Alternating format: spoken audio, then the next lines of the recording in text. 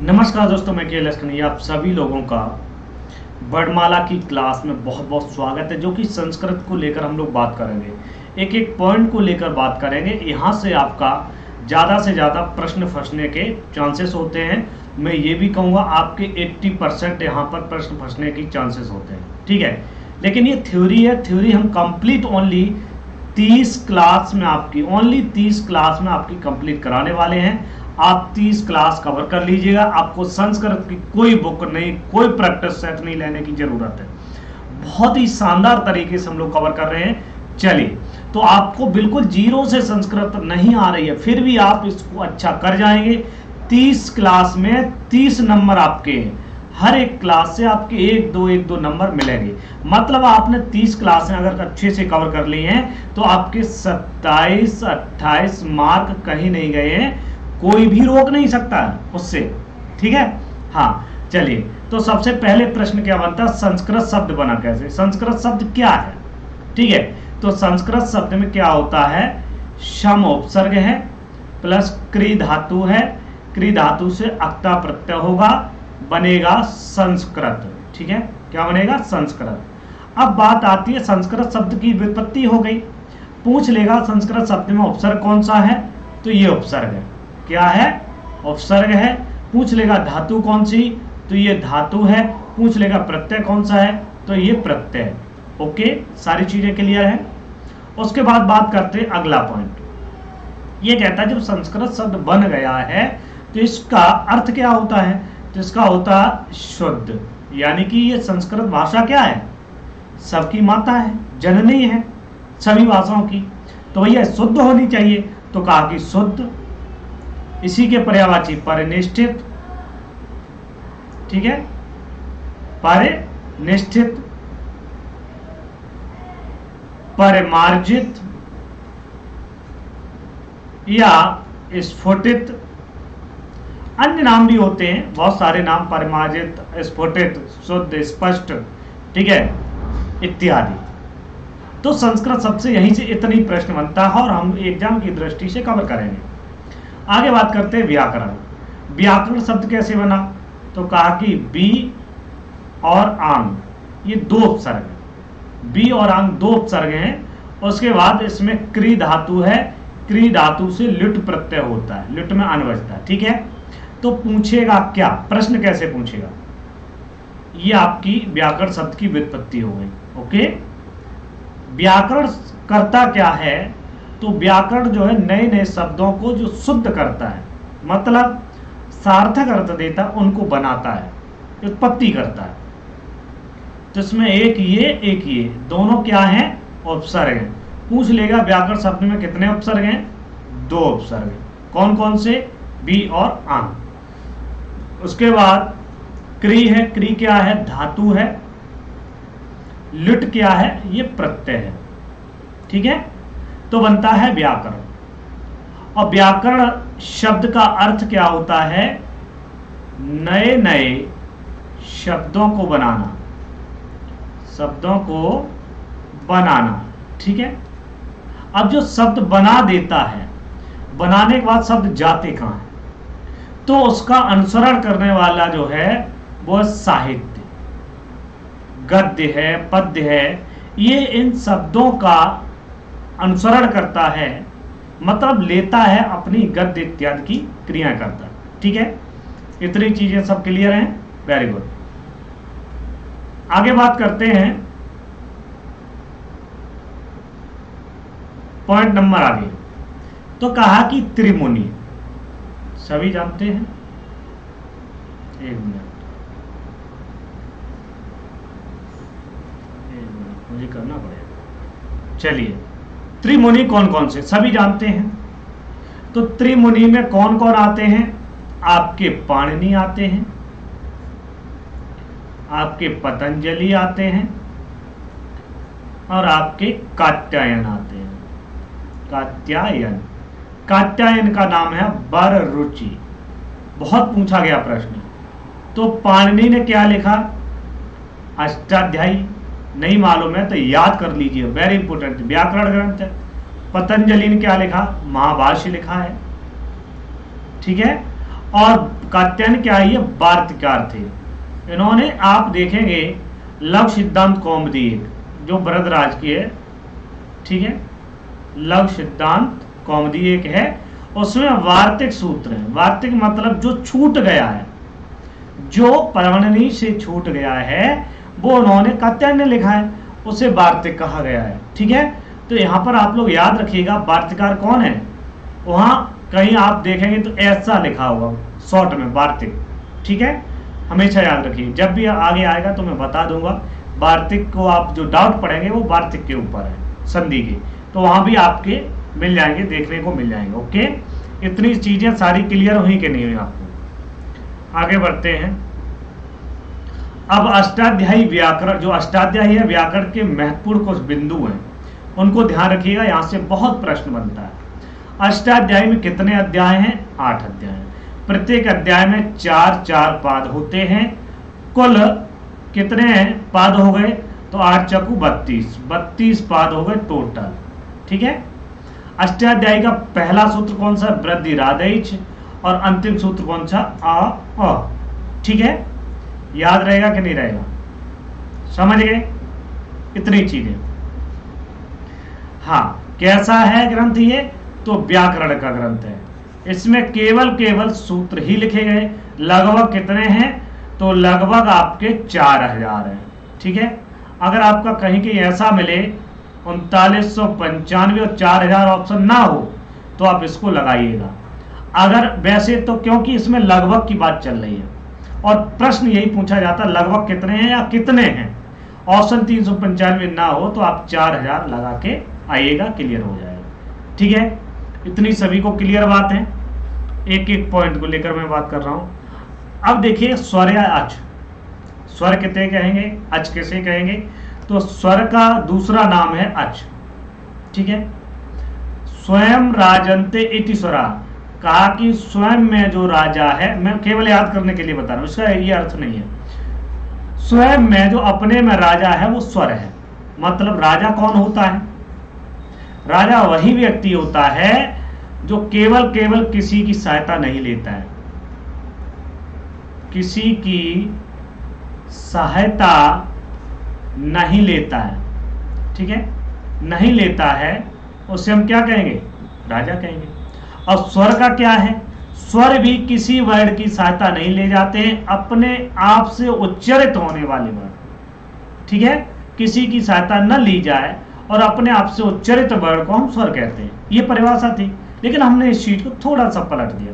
किसी की सहायता न ली जाए, नहीं लेता कौन? राजा, तो वह स्वर है, वह महान है। ठीक है, तो इसी प्रकार से स्वर को याद रहेगा ना। स्वरों की संख्या कितनी है? तो स्वरों की संख्या है 9। कैसे? तो आपको मैं गिना दूं। अच प्रत्याहार में आने वाले वर्ड अचा स्वरा कहा गया। क्या कहा है? अचा स्वरा। तो अच प्रत्याहार में कौन कौन से आएंगे? अयोड़, ठीक है, रील रेक, ये सूत्र आपको याद करने हैं, ध्यान रखना। अयोड़, रील रेक, एओंग और आई औज। ठीक है, तो आ से लेकर चा तक जाएगा। आ यहाँ है, चा यहाँ है। अंतिम वर्ड जोड़ते नहीं। क्यों नहीं जोड़ते? क्योंकि हलंत वर्ड होता, आधे वर्ड की कोई गिनती नहीं होती, इसलिए आधा ना बनो, पूरा बनो। ठीक है, तो हमने आ देखा 1 2 3 4 5 6 7 8 9, तो 9 हो गए। ठीक है, हाँ। उसके बाद आपका दूसरा ऑप्शन अगर 9 न मिले तो आपके 13 माने जाते हैं। ओके, हाँ। उसके बाद अगर ये भी ना मिले तो 13 9 22 हो गए कुल। तो इस प्रकार से आपके क्या हो जाएंगे? ऑप्शन में 3 कोई ना कोई मिलेगा, 9 13 22। ओके, तो स्वरों की संख्या कितनी है? 9 13 22। अगर 22 ना मिले तो 13 ना मिले तो 9। अगर पहली बात सब तो होंगे नहीं, ये तो लिख के ले लो। ठीक है, हाँ। आगे बात करते हैं। आज हम वर्णमाला को एक ही क्लास में कवर करने वाले हैं। वर्ण विचार या वर्ण 2 प्रकार के होते हैं। तो भैया वर्ण 2 प्रकार के होते हैं। कौन कौन से वर्ण 2 प्रकार के होते हैं? एक व्यंजन वर्ण और एक स्वर वर्ण। तो स्वर वर्ण, व्यंजन वर्ण। वर्ण किसे कहेंगे? वर्ण अथवा अक्षर। न क्षरति इत्यक्षरा, जिसका क्षरण ना हो, न नश्यति इति अक्षरा, जिसका कोई नष्ट ना हो, तो ऐसे को हम क्या कहेंगे, वर्ण या अक्षर कहेंगे। जिसका क्षरण ना हो, खत्म ना हो, विनाश ना हो, ऐसा अक्षर शब्द की व्युत्पत्ति लभ्यम अर्थात, तो ऐसा अक्षर शब्द का व्युत्पत्ति लभ्यम, जिसका उत्पन्न ही प्राप्त हो, कभी खराब ना हो, गलत ना हो, नष्ट ना हो, उसे हम क्या कहेंगे, अक्षर कहते हैं। ठीक है, इतनी बात सभी को क्लियर है। चलिए अब आगे बात करते हैं मूल स्वर। मूल स्वरों की संख्या कितनी है, 5। कौन कौन से हैं, आ, ई, उ, री और री। ठीक है, संयुक्त स्वरों की संख्या कितनी है, तो इनकी संख्या 4। ओके, कितनी है, 4। कौन कौन से, ए, ओ, आई और औ। ठीक है, पूछ लेगा। ये गुण संधि वाले अक्षर भी कहे जाते हैं, गुण संधि अक्षर, संधि अक्षर। ठीक है, हाँ, मतलब गुण संधि नहीं, संधि अक्षर कह सकते हैं, क्योंकि इसमें वृद्धि भी आ जाती है, इसे संधि अक्षर कहते हैं। क्या कहेंगे, संधि अक्षर। नोट, आपके यम कितने होते हैं, तो यम आपके 4 होते हैं। कौन कौन से, कु, खू, गु और गु। ठीक है, तो याद रखना यम की संख्या कितनी होती, 4 होती है। ये निकल के आता है, यम आप पढ़ते नहीं, प्रश्न बन जाता, कहीं ना कहीं गलत हो जाता। ओके, क्लियर है। आपको वर्णमाला की पूरी गिनती बताऊंगा कि आपके 63 और 64 हुए कैसे। ओके, हाँ, पढ़ते जाइएगा, 2-3 बार इसको देख लेना, अच्छा हो जाएगा। अब स्वरों के भेद आ गए, मूल स्वर पढ़ लिए, संयुक्त स्वर पढ़ लिए, यम पढ़ लिए बेसिक तरीके से। अब हम केवल स्वरों की बात करेंगे। तो स्वर के भेद कितने होते हैं, तो 3 होते हैं। ठीक है, जिसमें आपका ह्रस्व को ही हम लघु कहते हैं, लघु को ही हम मूल कहते हैं, मूल को ही हम एक मात्रक कहते हैं। भैया एक मात्रक क्यों कहते हैं, मूल तो आपने अभी पढ़ लिया इसलिए मूल हो गया, लघु माने छोटा होता है, ह्रस्व माने छोटा, लेकिन एक मात्रक क्यों कहते हैं। एक मात्रक का मतलब होता है कि जिसमें बहुत क्षण भर का समय लगे। एक मात्रक का मतलब होता है जिसमें क्षण भर का समय लगे, किसमें, बोलने में, उसे हम एक मात्रक कहते हैं। ये कितने होते हैं, ये भी 5 होते हैं। कौन कौन से, आ, ई, उ, री और रे। ठीक है, उसके बाद आता पॉइंट नंबर 2, दीर्घ माने बड़ा, गुरु माने बड़ा, द्विमात्रक माने जिसमें क्षण भर से दुगना, क्षण भर से दुगना समय लगे बोलने में उसे हम क्या कहेंगे, द्विमात्रक कहेंगे। जैसे आ, अभी बोल रहे थे अ, अब आ। ठीक है, ई, उ, री डबल टांग वाली, उसके बाद ए, उसके बाद ए, आई, औ, ए, आई, ओ, औ। ठीक है, ये आपके देख रहे हैं ना, इसको मैं फिर से लिख देता हूं। ओके, तो देखिएगा ए, आई, ओ, औ। ओके, ये आपके 8 वर्ड आते हैं। कितने वर्ड आते हैं, 8 आते हैं दीर्घ में। सब जोड़ते चलना, आगे हम बताएंगे पूरा कंप्लीट। अब आगे बात करते हैं प्लुत या त्रिमात्रक। प्लुत या त्रिमात्रक, इसमें प्लुत किसे कहेंगे, तो प्लुत कहेंगे इसको, ये सिंबल किसका है, प्लुत का। त्रिमात्रक मतलब होता 3 गुना समय लगे, 3 गुना समय लगे, किसमें, बोलने में। ठीक है, उसे हम कहेंगे त्रिमात्रक। जैसे उदाहरण के तौर पर अगर आ जाए प्रश्न में, एक आए ओम और एक आ जाए ओम, पूछ लेगा इसमें शुद्ध कौन सा है। ठीक है, हाँ। अब इसमें वर्ड कौन कौन से आएंगे, तो वर्ड आएंगे आपके स्वर, और स्वर में कौन से, ह्रस्व दीर्घ दोनों ही।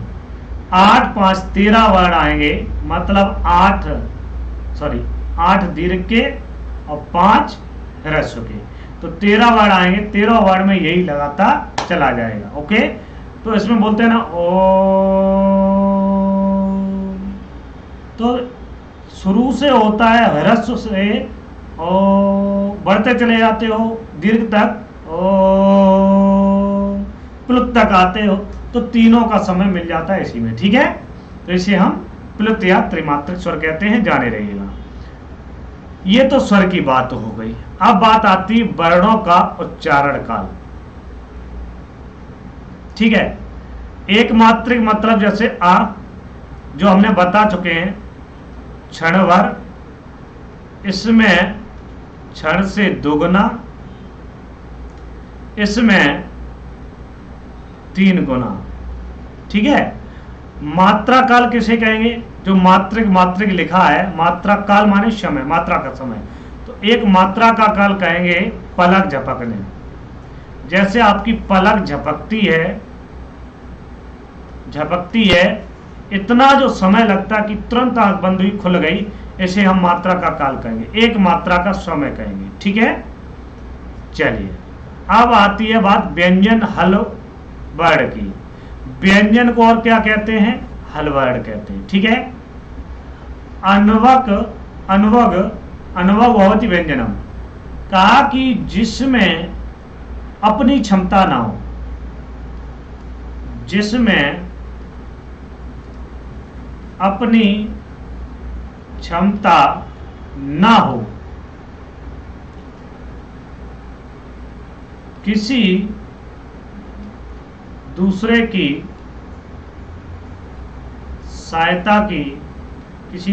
सहायता की आवश्यकता हो, उससे हम व्यंजन कहेंगे। हम अपनी भाषा में आपको समझा रहे हैं, डेफिनेशन कोई भी अर्थ यही निकलेगा। डेफिनेशन जो होती है वो यही कहती है कि व्यंजन वो व्यंजन वर्ड जो अपने सहायता से उच्चारित ना हो, किसी स्वर की सहायता से उच्चारित होते, उसे हम व्यंजन कहते हैं। ऐसे वर्ड जो स्वर की सहायता से उच्चारित होते हैं, उसे हम व्यंजन कहते हैं। वही बात हमने अपने शब्दों में घुमा के कही है, यहाँ पर सीधी शब्दों में कही है, आपके बेसिक चीज से जोड़ते हुए। जिसमें अपनी क्षमता ना हो, कार्य करने की अपनी क्षमता ना हो, किसी दूसरे की सहायता की आवश्यकता हो, उससे हम व्यंजन कहेंगे। तो भैया आप का हो का, तो इससे क्या बोलो केवल है ना, और इसी में प्लस में जब आ कर देंगे तो आप जानते अ, तो बोलेंगे क, तो क। ठीक है, तो क मिलके क बन जाता है, तो इसमें स्वर का मिलाप हो जाता है। इस चीज से आप लोग उच्चारण ध्यान रखिएगा। ओके, चलिए व्यंजन के प्रकार, कितने प्रकार होते हैं व्यंजन के, 3 प्रकार होते हैं, राइट। हाँ, कौन कौन से, स्पर्श व्यंजन, अंतस्थ व्यंजन, उस व्यंजन। स्पर्श व्यंजन में कितने वर्ड आते हैं, तो कुल टोटल आते हैं 25। अब ये प्रश्न कैसे पूछा जाता है, स्पर्श व्यंजन में 25 वर्ड आते हैं, स्पर्श व्यंजन 5 वर्ग आते हैं। स्पर्श व्यंजन में जो है का से लेकर मां तक के वर्ड आते हैं। ठीक है, और इसमें कहा गया है कि का, ये प्रश्न बनता है कादयो मावसा नाम स्पर्शः, ये पूछ ले कादयो मावसा नाम डैश डैश डैश डैश, या ये पूछ लेगा डैश डैश डैश डैश स्पर्शा किम वर्णा। ठीक है, हाँ, तो याद रखिएगा कितने वर्ग आते हैं, 5 वर्ग। कौन कौन से, तो आपके क वर्ग, का च टा ता पा, तो क वर्ग, च वर्ग, ट वर्ग, त वर्ग, प वर्ग। ठीक है, 25 वर्ड ये हो गए। अंतस्थ वर्ड कितने, 4। अंतस्थ को हम यण भी कहते हैं। ओके, और अंतस्थ में या, व, र और ला, ये 4 वर्ड आते हैं। ऊष्म वर्ड जो है ये भी कितने होते हैं? 4 होते हैं। इन्हें सल प्रत्याहार के अंतर्गत सल भी कहते हैं। कौन कौन से होते हैं? तो सा, श और हा, 4 वर्ड होते हैं। तो ये इंपॉर्टेंट है, आपके प्रश्न पूछ लिए जाते हैं और यही आपके संधि में सब आएंगे। आप वर्णमाला को अच्छे से कर लीजिएगा। मिश्रित व्यंजन वर्ड कितने होते हैं? अब देखिए, मिश्रित स्वर और मिश्रित व्यंजन। तो मिश्रित व्यंजन वर्ड होते हैं छ, त्र, ज्ञा, 3 वर्ड होते हैं, हमेशा याद रखिए, 4 मत लगा के चले जाना। उदित वर्ड कौन कौन से होते हैं? तो उदित वर्ड होते हैं कु, चु, टू, तू, पू। अब ये कैसे होते हैं? क्योंकि इनके ऊ की क्या होती है? संज्ञा होती है, इसलिए इनको उदित वर्ड कहते हैं। अयोग वाक्य कितने होते हैं? अयोग वाक्य की संख्या 4 होती है। कौन कौन से? अनुस्वार, विसर्ग और कवर्ग, खवर्ग और आपके पवर्ग, फवर्ग। ठीक है, तो ऐसे तो हम कहेंगे क्या? अनुस्वार, राइट।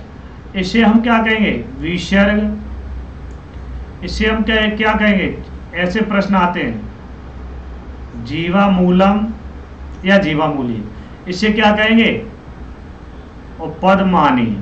ठीक है, तो ये आप लोग याद रखिएगा, इंपोर्टेंट है। अयोग भाग या ये पूछ ले जीवामूलम कैसा वर्ड? उदित वर्ड है, मिश्रित है, स्वर है, व्यंजन है, अयोग भाग है। तो सीधा प्रश्न ये बन जाता है।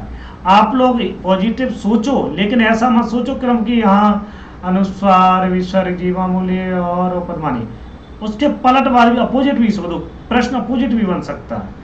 यहाँ से प्रश्न 10 से 15, 20 प्रश्न बन सकते हैं कि अनुस्वार क्या है, अनुस्वार किससे प्रदर्शित करते हैं, अनुस्वार किसके अंतर्गत आता है। ठीक है, अनुस्वार का उच्चारण स्थान क्या है, अनुस्वार जो है अयोग भाग है या नहीं है। ठीक है, ऑप्शन में परिवर्तन कर देगा। अब आते हैं माहेश्वर सूत्र। माहेश्वर सूत्र को हम सोपान भी कहते हैं, माहेश्वर सूत्र को खंड कहते हैं, आदि नामों से। माहेश्वर सूत्र को शिव सूत्र कहते हैं, माहेश्वर सूत्र को पाणिनि सूत्र कहते हैं, माहेश्वर सूत्र को प्रत्याहार सूत्र कहते हैं। ठीक है, तो ये याद रखिए कि पाणिनि सूत्र, शिव सूत्र। ठीक है, हाँ, कितने होते हैं? 14। सभी का आंसर है 14।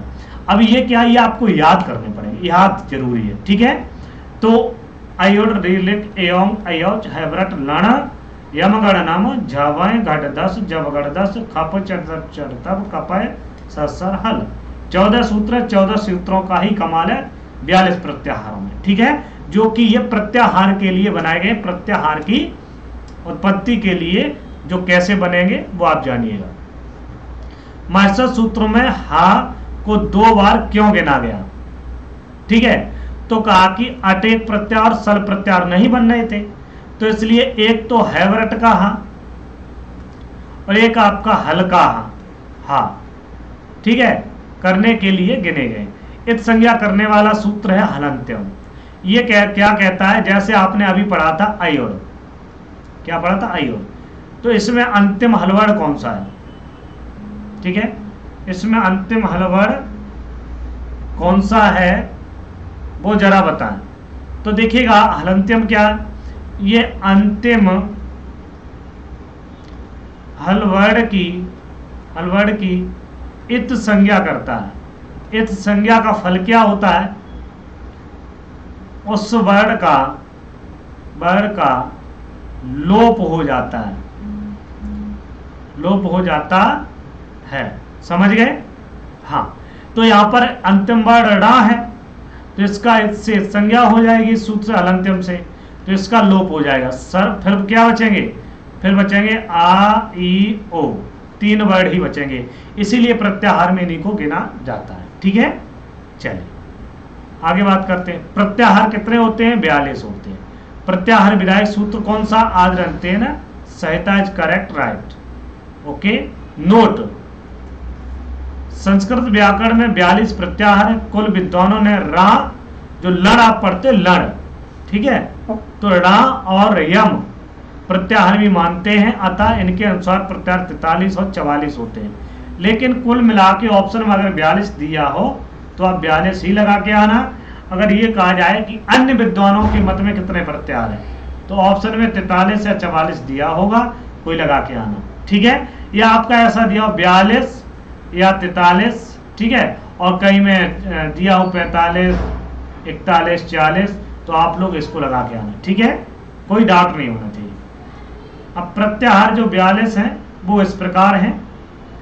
42 प्रत्याहार, इनको थोड़ा याद रखना, नहीं रख पाओ तो फिर कोई दिक्कत नहीं है, लेकिन कुल मेन इंपोर्टेंट मैं बता रहा हूँ। अक प्रत्याहार को याद रखना, अच को, अट को, उसके बाद एक को, उसके बाद एंग प्रत्याहार एच, ऐच, हस, हल और यण, इतना याद, जो मैं टिक कर दे रहा हूँ वो याद रखना, ठीक है। बनाए कैसे जाते हैं वो चीजें। उसके बाद झस, दोनों प्रत्याहार झस, उसके बाद जस, खर, सर और सल। लगभग 1 2 3 4 5 6 7 8 9 10 11 12 13 14 15 16 प्रत्याहार आप लोग याद रख सकते हैं, जिसमें आपको यहां से कहीं ना कहीं प्रश्न मिल ही जाएगा। तो आप लोग इनको देख लीजिएगा प्रत्याहार, ठीक है। हाँ, कोई दिक्कत? चलिए आगे बढ़ते हैं। कुछ विद्वानों रा और यम प्रत्याहार को माना है 43 44, ये आप पढ़ चुके हैं। अब बनाएंगे कैसे, ठीक है, बनाने की बात आती है। तो जैसे मैंने यहां से एक ले लिया, पीछे से कोई ले लो, एक प्रत्याहार ले लिया, कौन सा ले लिया, एक प्रत्याहार ले लिया। अब आपको 14 सूत्र याद करने पड़ेंगे, ध्यान रखना। एक प्रत्याहार ऐसा कौन सा सूत्र है जिसमें ई आता है पहले और अंतिम कावड़ हलंत आता है। तो आप याद रखो सूत्र आई ओड़, ठीक, आई ओड़ रील रेक। अब देखो का हलंत है, ई आ रहा है, तो आ को हम काउंट नहीं करेंगे, इससे पहले हम काउंट नहीं करेंगे। और ये भी आपको पता है जो हलंत वर्ण है वो डिलीट हो जाते हैं संज्ञा होने के बाद। तो कुल एक प्रत्याहार में कितने वर्ण आते हैं, ई, ऊ, री और री, ठीक है, कर लोगे। इसी प्रकार से सल प्रत्याहार, सॉरी सल नहीं और कुछ ले लिया, सर प्रत्याहार ले लिया। अब सर प्रत्याहार में सा जो है अब वो हलंत नहीं होना चाहिए, नहीं तो आप जबगढ़ 10 का सा ले लें। तो सूत्र है सस सर। देखो सा से स्टार्ट हुआ है, सा है, रा हलंत है, रा का लोप हो जाएगा सा, तो सा तीनों आ जाएंगे, ठीक है, क्लियर है। और हल प्रत्याहार में सभी, अरे यार, व्यंजन वर्ण आ जाते हैं, ठीक है, वर्ण आ जाते हैं। और अच प्रत्याहार में सभी स्वर आ जाते हैं, ठीक, इतनी चीज सभी को क्लियर है। चलिए आगे बढ़ते हैं। वर्णों का उच्चारण स्थान,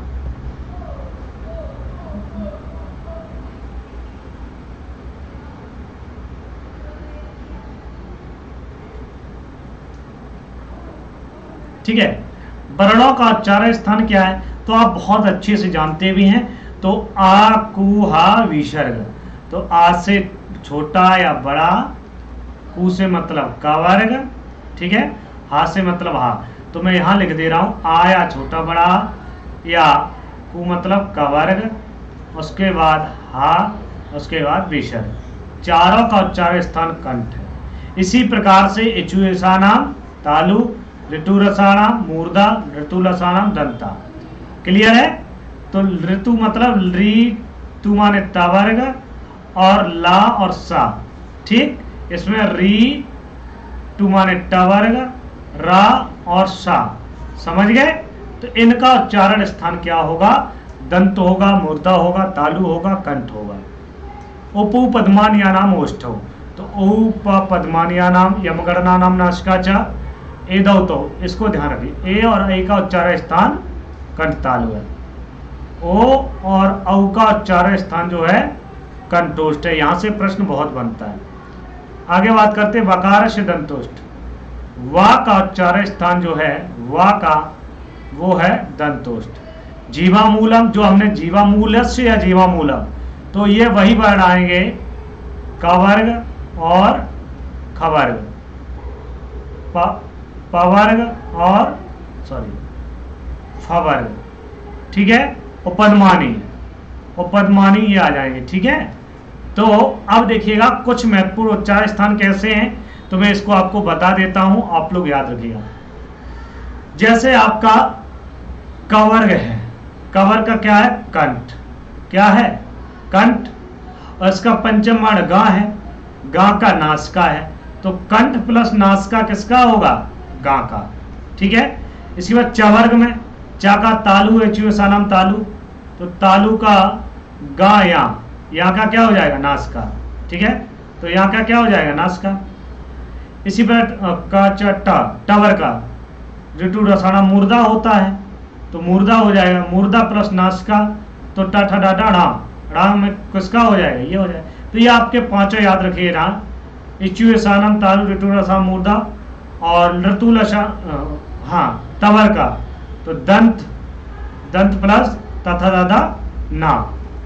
उसके बाद बचता क्या है गांव हो ही गया है, एक और बचा है टा ठा डा, तो का चा टा ता पा, तो पा फा पा मा, तो पा का ओष्ठ है, ओष्ठ प्लस नासिका, ठीक है, तो इसका हो जाएगा माँ का, ठीक। ये आपके विशेषकर उच्चारण। लेकिन प्रश्न ये बनता है पाणिनि के अनुसार उच्चारण स्थान कितने हैं, तो वो 8 ही हैं, ठीक है। हाँ, सबसे महत्वपूर्ण पॉइंट आपके सामने आ रहा, प्रयत्न के प्रकार, या हम इसे क्या कहेंगे यत्न कहेंगे या प्रयत्न कहेंगे, यत्न या प्रयत्न, ये कुल 2 प्रकार के होते हैं। अब यत्न कहते किसे, सबसे बड़ी चीज ये भी निकल के आती है कि यत्न कहेंगे किसको, यत्न कहेंगे किसको, कहा कि प्रयत्न करते, आप क्या कर रहे हैं,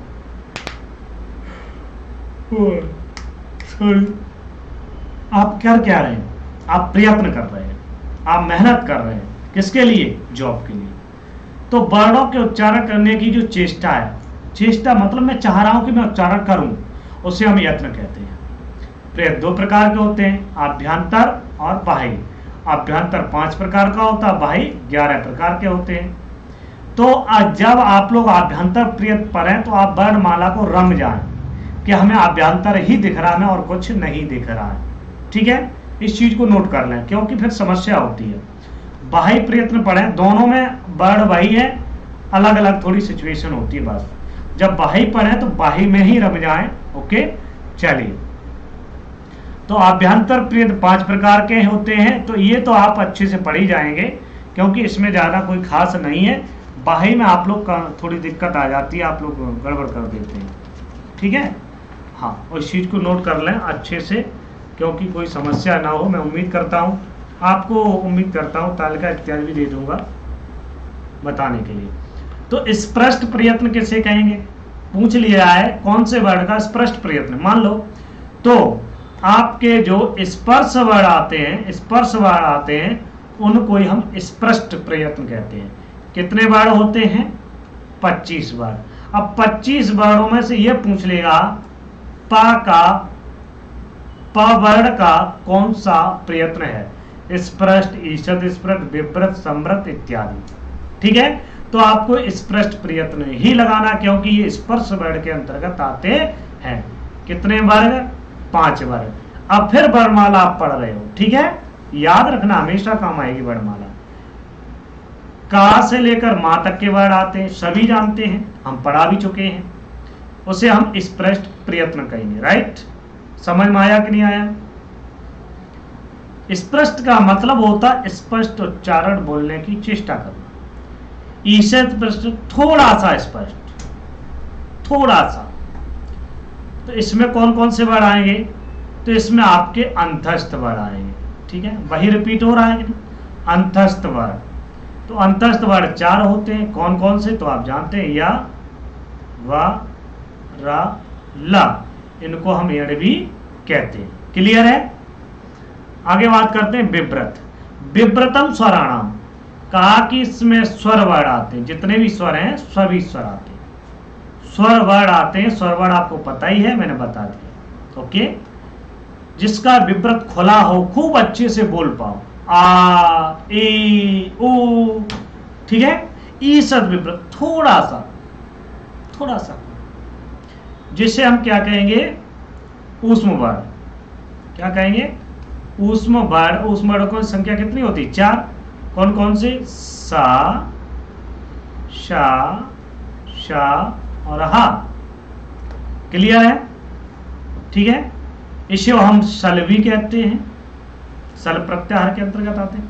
अब समृत है जो उच्चारण मात्र के लिए, समृत को ह्रस्व आ, मतलब छोटा आ कहा गया है। ओके, समझ गए। ठीक है, क्लियर है सभी को, एक एक पॉइंट आपका क्लियर हो गया।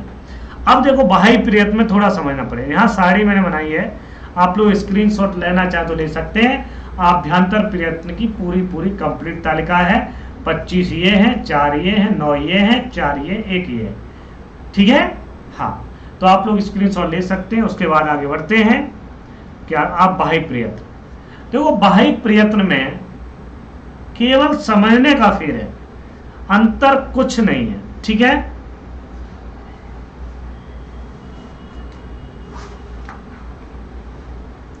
आभ्यंतर का मतलब क्या था, आभ्यंतर माने अंदर ही, और बाह्य मतलब जो बाहर निकलता। ठीक है, बाह्य माने बाहर, प्रयत्न माने प्रयत्न करते हैं निकालने का। कितने, 11 चीजों का। तो उसमें पहले हम पढ़ेंगे व्यवहार, श्वास, अघोष। प्रत्येक वर्ग में पहला, दूसरा, स वर्ड आते हैं। ठीक है, स मतलब हा नहीं आता। ऊष्म वर्ड, ऊष्म वर्ड मतलब हा को छोड़कर। ठीक है, याद रखना, हा को छोड़कर। तो भैया देखिएगा, आपको मैं बता ही दे। ठीक है, 12 और 3 ये वर्ड हो गए, तो कुल हो गए 15।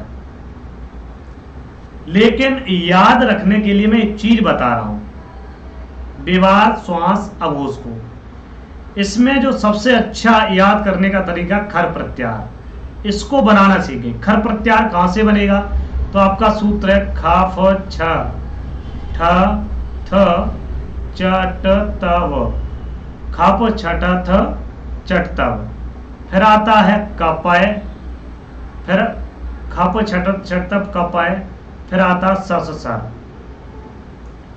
महेश्वर सूत्र 3 आप याद कर लीजिएगा, आपका व्यवहार, श्वास, वो सब आ जाएगा। तो वही तो है, वर्ग का दूसरा पहला वर्ग तो दे देखो, का खा दूसरा वर्ग, पा फा दूसरा, चा छा दूसरा, टा ठा दूसरा, ता था दूसरा, चा पहला, टा पहला, ता पहला, का पहला, पा पहला। ठीक है, उसके बाद अंतस्थ वर्ग सा। हा क्यों नहीं आता, इसलिए नहीं आता। ठीक है, तो आपके कौन कौन से वर्ड आएंगे, खा, फा, छा, ठा, त, चा, ट, त, का, प और सा। बहुत लोग बहस कर जाते इस पर कि ये हा आता ऊष्म वर्ड, तो ऊष्म वर्ड कैसे हो गया। तो भैया उसका सलूशन मैंने दे दिया आपको। ठीक है, ये सारे वर्ड क्या रहेंगे, हलंत रहेंगे। ओके, क्योंकि व्यंजन वर्ड। तो ये आपके कहाँ आएंगे, व्यवहार, श्वास, अघोष, याद रखिएगा। क्लियर है, आगे बात करते हैं। अब दूसरा पॉइंट है, 3 हम पढ़ चुके, संवार, नाद, घोष। प्रत्येक वर्ग का तीसरा, मतलब 3, 1 2 तो पढ़ चुके, 3 4 5, 345। और अंतस्थ, अंतस्थ में सभी आएंगे, 4 वर्ड आएंगे अंतस्थ। अब इसमें क्या करना है आपको, इसमें एक हस प्रत्याहार है। देखो एक ही चीज याद रखो ना, क्यों अल्प अंतस्थ रखो, वर्ग का तीसरा चौथा रखो। संवाद, नाद, घोष में हसा, संवारा, नादा, घोषाश्च सीधा कहा गया। तो यहाँ क्या होगा, है बरट लण यमगढ़ नम झावाएं घट दस जव गढ़ दस। ठीक है, ये आपके हो जाएंगे। तो भैया यहाँ पर कौन कौन से वर्ड आएंगे देख लो। तो हा या व र, ठीक है, टा की संज्ञा, ला की संज्ञा, माँ की संज्ञा, या की, सा की, श, ला या मगाड़ा न, झव घड़ ध, जव गढ़ द। ठीक है, तो ये सभी वर्ड कहाँ जाएंगे, तीसरा चौथा। तो ये तीसरा वर्ड है, चौथा वर्ड है, पांचवा है। तो देखिएगा अंतस्थ वर्ड जो है यवरल को छोड़ करके। ठीक है, तो आप देख लीजिएगा। तो हस प्रत्यार में आएगा, तो हायवर ला, ठीक है, ये हलंत हो जाएगा। उसके बाद या म ग न, ठीक, ये आएंगे वर्ड ये। उसके बाद आएंगे झा भ घा ढ ध, उसके बाद ज ब ग ड द, तृतीय वर्ड सारे के सारे आ गए। ठीक है, तो ये आपके कुल मिला के कहाँ आएंगे, केवल एक मात्र याद रखने से आपको कंप्लीट हो जाएगा कि संभार नाद घोष, हसा संभारा नादा घोषाश्य, तृतीय चौथा पांचवा वर्ड। इतनी चीज आप यही माइंड में सेट रखिएगा। आगे बात करते हैं अल्पप्राण वर्णों की संख्या कितनी होती है। तो 19। अल्पप्राण मतलब होता है कम श्वास वाला, जिसकी कम श्वास से उच्चारण। प्रत्येक वर्ग का पहला, तीसरा, पांचवा वर्ड। भाई अंतरात्मा की बात कह रहा हूं। आर्टिकल 135 में अंतरात्मा से मैं बात कर रहा हूं। ठीक है, हाँ, अंतरात्मा का मतलब है अंतस्थ वर्ड।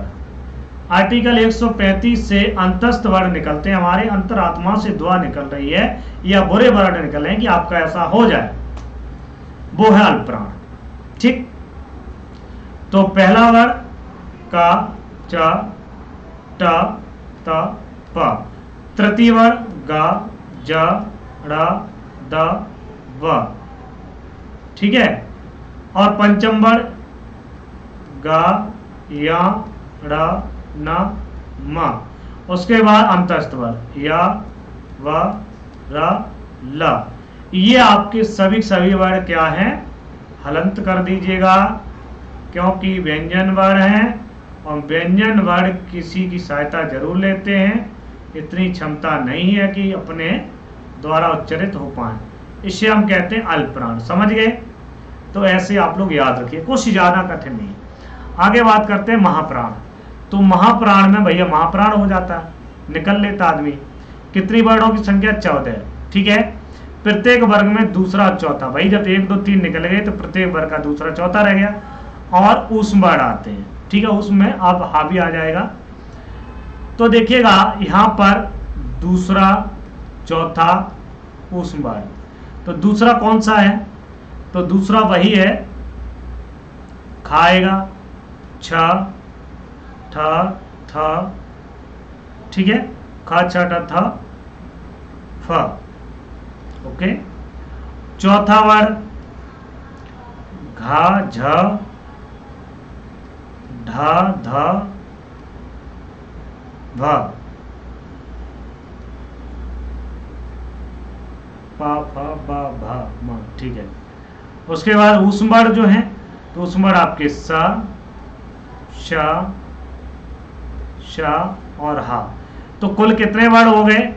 तो यहां पर 5 का मल्टीपल कर दो दोनों का, तो भैया 2 है, 5 × 2, 5 दूनी 10 और 4 ये हैं, तो 14। ठीक है, तो ये आपके वर्ड कहाँ आएंगे? महाप्राण। महाप्राण मतलब होता है जिसका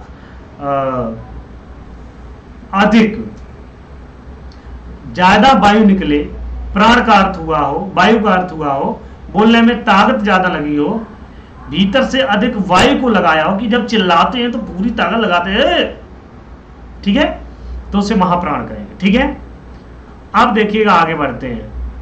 हमने देखो संवारनाद घोष पढ़ा है, व्यवहार श्वास घोष पढ़ा है, 3 + 3, अल्पप्राण पढ़ा है +1, महाप्राण पढ़ा है +1 +3, ये उदात्त अनुदात स्वरित, ये वेदों में प्रयोग होता है, यही सीधा प्रश्न पूछा जाता है और इसमें सभी स्वर आ जाते हैं। ठीक है, बस तो 3 + 3 6, 7 8 8 3 11, कुल मिला के हमने बाह्य प्रयत्न 11 पढ़ लिए।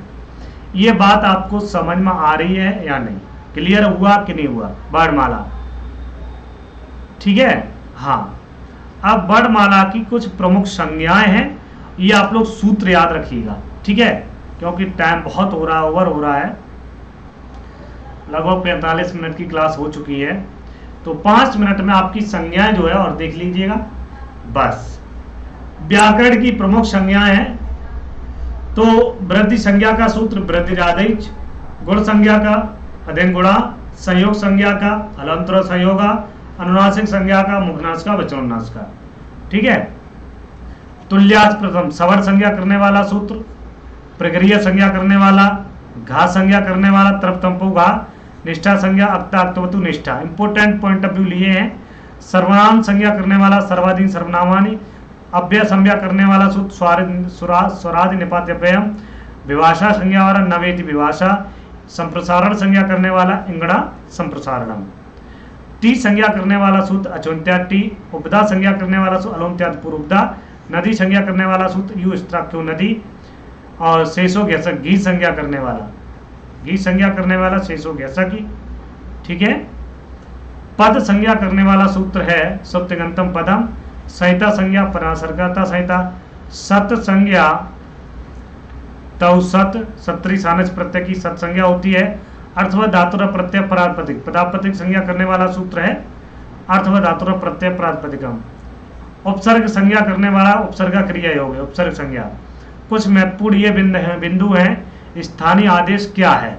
स्थानीय जो स्थान पर बैठा रहता है आदेश, वो इसी के स्थान पर जबरदस्त चढ़ जाता है। ठीक है, तो आदेश को क्या कहेंगे? शत्रुवत, शत्रु के समान होता है। जबरदस्ती इस स्थान पर, जैसे मैं बैठा हूं तो ये शत्रु आएगा, कहेगा हटो यहाँ से, नहीं हट रहे तो हम ऊपर बैठ जाएंगे, हटो यहाँ से, जबरदस्ती उसको ऊपर बैठ जाना। आगम क्या होता? आगम होता मित्रवत, मित्रवत होता है, मतलब ये सब बैठे हुए हैं तो थोड़ी सी जगह उसे मिली, उसे खिसक के अपनी जगह बना ली, ये मित्रवत है। निमित्त को क्या कहते हैं? निमित्त मीन्स होता कारण।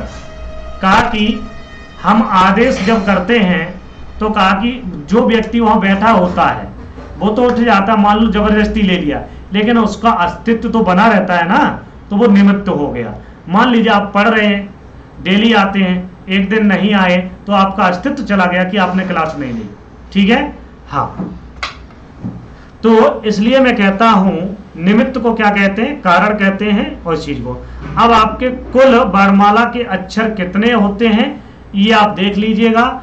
इन चीजों को मैंने पढ़ाया है कि नहीं पढ़ाया है, यहीं से प्रश्न आपका बन जाएगा। स्वर कितने होते हैं? तो 9। ठीक है, ह्रस्व कितने होते हैं? 5। दीर्घ स्वर कितने होते हैं? 8। ठीक है, तो अब 13 कैसे हुए थे और 13 22 कैसे हुए? तो ह्रस्व और दीर्घ स्वर को मिला दो, 8 5 13, 9 आपका है ही, उसके बाद 9 और 13 मिला दो तो 22, ये आपके 22 स्वर हो गए। व्यंजन वर्ण कितने हैं? तो 22 प्लस 33, 4 अयोग भाग प्लस 4 यंबर जो कि हमने बता दिए थे, तो कुल मिलाकर 4 4 8 8 3 11 2 13 और एक हासिल है तो 3 2 5 और 1 6 63 हो गए कि नहीं? 63। तो ला को 2 स्वर के मध्य विशिष्ट वर्ण अगर मानते हैं तो उनके मध्य में वर्णों की संख्या हो जाएगी 63 64, मतलब 63 तो यही 64 हो जाएगी। तो यही आपकी 63 64 में जो भ्रांति थी वो आपकी मैंने निकाल दी। ठीक है, क्लास कैसी लगी जरूर बताइए। संधि प्रकरण आपका आगे होने वाला है बहुत ही जबरदस्त। Thank you so much, bye bye, take care.